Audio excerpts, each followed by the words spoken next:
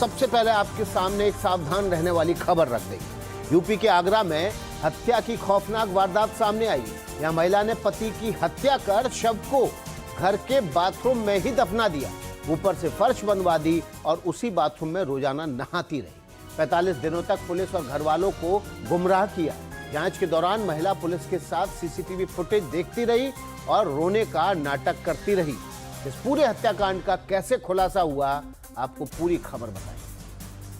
और देखिए, इस वक्त की जो बड़ी खबर है वो हम आपके सामने रखने जा रहे हैं। आगरा के सिकंदरा क्षेत्र में एक सनसनीखेज हत्या का मामला सामने आया है। एक घर के बाथरूम में दफन किया गया शव अब बरामद हुआ है। पत्नी पर आरोप है कि उसने अपने पति की हत्या करने के बाद उसके शव को घर के ही बाथरूम में दफना दिया। शव दफनाने के बाद बाथरूम में प्लास्टर भी करवा दिया ताकि किसी को पता न चले। करीब 45 दिन तक वो पति के लापता होने का नाटक भी करती रही। बाद में मृतक के भाई की सूचना पर पुलिस ने बाथरूम खुदवाया।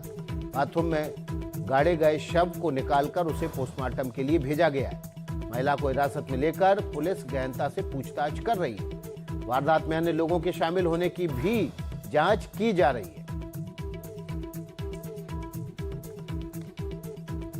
देखिए, ये खबर ये आगरा से है, जहां पर एक महिला ने अपने पति को मार के गाड़ दिया। ये आगरा के सिकंदरा क्षेत्र की खबर है। एक घर के बाथरूम में दफन करने के बाद वहां पर प्लास्टर भी करवा दिया गया, यानी कि पक्का करवा दिया गया। पत्नी पर आरोप है कि उसने अपने पति की हत्या करने के बाद उसके शव को घर के बाथरूम में ही दफनाया था। अब जब इस पूरे मामले का खुलासा हो चुका है, तब फिर पुलिस ने इस महिला से गहनता से पूछताछ करके इस बात की जानकारी लेनी शुरू की है, क्या उसके साथ इस वारदात में कोई और भी शामिल है। विवेक शाही हमारे सहयोगी इस खबर पर ज्यादा जानकारी के साथ जुड़ गए। विवेक, चौंकाने वाला मामला है, लेकिन क्या पुलिस को ये पता चल पाया कि ये महिला ने अकेले अपने पति का मर्डर किया या इसमें किसी और का भी रोल है?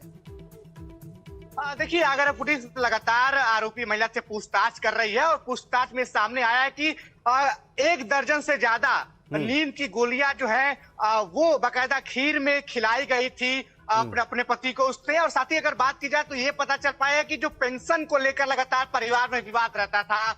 आरोपी जो महिला है उसके ससुर की पेंशन आती थी, पेंशन दोनों भाइयों में बढ़ती थी, लेकिन पिछले कुछ समय से जो बड़ा भाई है उसको पेंशन की रकम नहीं मिल रही थी। तो इसको लेकर मियां बीवी दोनों में तकरार रहती थी और इसी वजह से यही एक रीजन अपने पुलिस पूछताछ में कि आरोपी महिला ने अपने पति की हत्या की। उसने नाटक किया कि उसके पति कहीं चले गए हैं और जब पुलिस लगातार इस मामले की जानकारी कर रही थी, लगातार पड़ताल कर रही थी, 26 मई को पहली बार रिपोर्ट दर्ज कराई गई थी। बकायदा इस आरोपी महिला ने अपने जेठ और उसके परिवार वालों की बताया कि उसके पति कहीं चले गए हैं, 2-3 दिन बाद आएंगे और कहां गए हैं ये पता नहीं चल पाया। जब पुलिस ने पूछताछ कड़ाई से की तो आरोपी महिला टूटी। उसने कबूल किया कि उसने ही अपने पति की हत्या की है और अपने ही घर के बाथरूम में शव को गाड़ दिया है। उसके बाद उस बाथरूम के जो फर्श को है उसको पक्का किया, उसमें टाइल लगाया और ये सब चीजें जानकारी निकल के सामने आई है। हालांकि अब तक इस महिला के साथ कौन इन्वॉल्व था कौन नहीं, इस पे कोई पक्की सूचना नहीं आई है, लेकिन जहां तक पुलिस जांच की बात है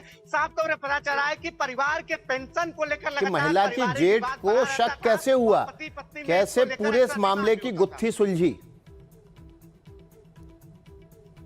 जी बिल्कुल, 1 महीने पहले गुमशुदगी का मुकदमा खुद पत्नी ने दर्ज कराया था ताकि लोगों को लगे कि वो परेशान है अपने पति को ढूंढने के लेकर। उसके बाद पुलिस ने पूछताछ की, घर वालों से पूछताछ की, तो कई कड़ियां एक दूसरे से जुड़ती चली गई। जेठ से जब पूछताछ हुई तो उन्होंने बताया कि इन दोनों का अक्सर झगड़ा हुआ करता था, पेंशन को लेकर अक्सर पारिवारिक विवाद था, लेकिन कभी ये नहीं सोचा था कि ये विवाद इतना ऊपर बढ़ जाएगा कि इस तरह की नौबत आएगी। उसके बाद पुलिस ने आरोपी महिला को कस्टडी लिया, पूछताछ किया। पूछताछ में जब महिला टूट गई तब चीजें निकल के सामने आई कि खीर में उसने नींद की गोलियां ज्यादा जरूरत से ज्यादा मात्रा में गिलाई, जिससे उसकी मौत हुई। इसके बाद शव को ठिकाने लगाने के लिए उसने अपने ही बाथरूम का सहारा लिया, वहां उसने शव को गाड़ा और मिस्त्री को बुला के बाकायदा प्लास्टर किया और टाइल्स लगा दी। तो पूरे 45 दिन तक घर में ही अपने पति का शव छुपाए रखा। गुमशुदगी की रिपोर्ट को जब गंभीरता से बात की जाए तो अगर पुलिस ने लेना शुरू किया तो पुलिस कस्टडी में जब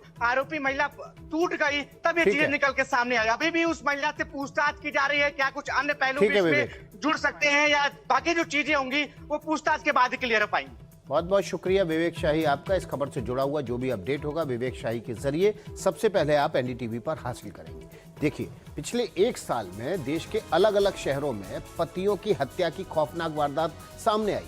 आपको 3 तस्वीरें दिखा रहे हैं। मेरठ में मुस्कान नाम की महिला ने लव अफेयर के कारण अपने प्रेमी के साथ मिलकर पति की हत्या कर दी और शव को घर में ही रखे नीले ड्रम में छिपा दी। पिछले साल दूसरी वारदात मेघालय के शिलोंग में हुई, जहां इंदौर से हनीमून मनाने गई सोनम रघुवंशी ने अपने पति की पहाड़ से धक्का देकर हत्या कर दी। तीसरी तस्वीर पिछले महीने की है, जब पुणे में सिया नाम की महिला ने शादी से पहले ही अपने मंगेतर केतन को पहाड़ से धक्का देकर मार दिया। अब आगरा से भी हैरान करने वाली खबर आई है। इस बीच राजस्थान से, मध्य प्रदेश से, अलग अलग हिस्सों से इस तरह की खबरें आई, जहां पत्नी ने अपने पति की बेरहमी से हत्या करके और ये नाटक किया कि उसका पति गायब है या उसके पति की हत्या हो गई।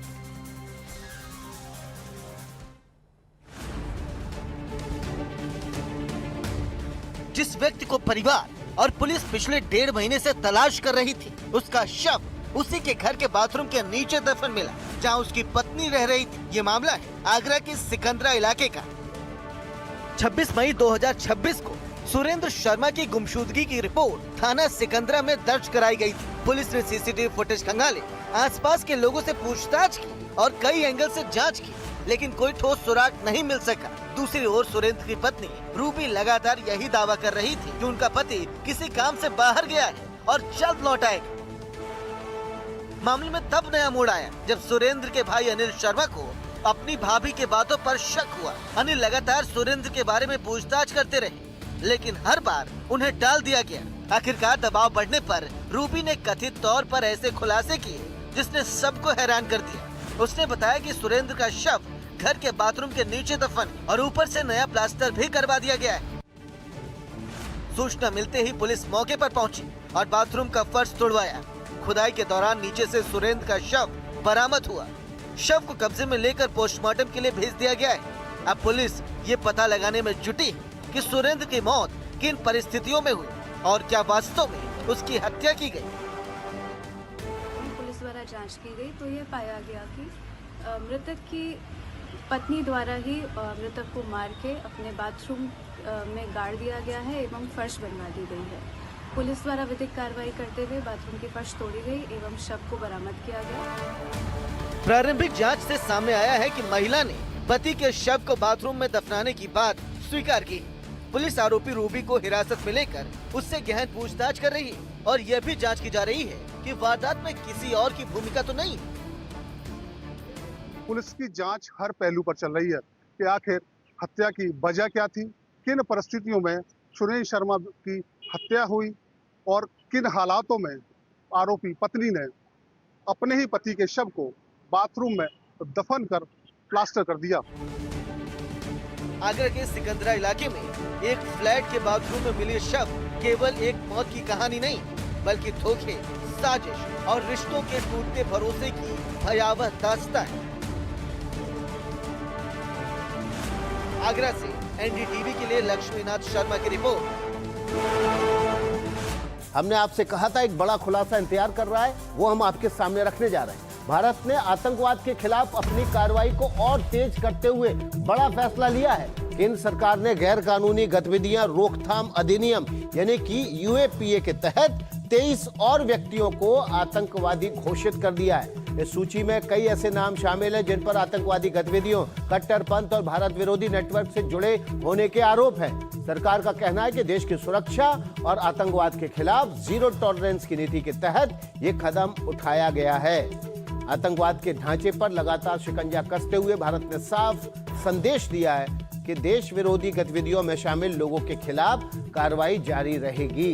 अब देखिए, इस लिस्ट में जिनके नाम है वो आपके सामने रखने जा रहे हैं। मोहम्मद इलियास कश्मीरी, मोहम्मद मुसादिक कश्मीरी, मुफ्ती मोहम्मद असगर खान ये भी कश्मीरी, हाफिज अब्दुल शाकुर ये भी कश्मीरी, अब्दुल जेहादी ये भी कश्मीरी। तो ये वो नाम हैं जो हमने आपके सामने रखे हैं। ऐसे 23 लोगों को आतंकवादी घोषित किया है। ऐश्वर्य जैन हमारे सहयोगी इस खबर पर ज्यादा जानकारी के साथ जुड़ गए हैं। ऐश्वर्य, जो आपने खबर दी, बड़ा खुलासा है, लेकिन ये बताइए कि ये लोग कश्मीर के अलावा देश के दूसरे हिस्सों में भी आतंक फैलाने के लिए क्या पाकिस्तान से जुड़े हुए? देखिए, इनमें से कई लोग पाकिस्तान स्थित आतंकवादी संगठन जैश ए मोहम्मद से जुड़े कथित ऑपरेटर, हैंडलर, रिक्रूटर और कमांडर हैं। हम आपको बता दें कि इन आतंकवादी हमलों में जो जम्मू कश्मीर में हुए थे, उसमें घुसपैठ, भर्ती और कट्टरपंथ फैलाने की गतिविधियों को, टेरर फाइनेंसिंग को और हथियारों की आपूर्ति को साफ तौर पर इन आतंकवादियों ने अंजाम दिया था। भारत की सुरक्षा के साथ इन आतंकवादियों ने खिलवाड़ किया था। इन नामों में मोहम्मद मुसादिक शामिल है। याद करिए 2022 के अंदर जब घुसपैठ हुआ और सुंजवान हमले में जैश ए मोहम्मद के मुख्य हैंडलर होने का आरोप उनके ऊपर लगाया गया। इन 23 लोगों में उनको भी शामिल किया गया है। साथ में मुफ्ती मोहम्मद, एक बड़ा आतंकवादी नाम जो जैश ए मोहम्मद से जुड़ा हुआ है, जिसको लॉन्चिंग कमांडर होने का दावा जैश ए मोहम्मद करता है। 2016 के अंदर नगरोटा में आर्मी कैंप पर हमले में ये शामिल था। इन सभी लोगों को, उन 23 लोगों में शामिल किया गया है। सरकार ने इन 23 लोगों को चिन्हित किया है और बाकायदा इन्वेस्टिगेशन के बाद यूएपीए के अंडर अब इनको आतंकवादी घोषित करार किया गया है। बहुत बहुत शुक्रिया ऐश्वर्या आपका इस खबर से जुड़ा हुआ जो भी अपडेट होगा ऐश्वर्या जैन के जरिए।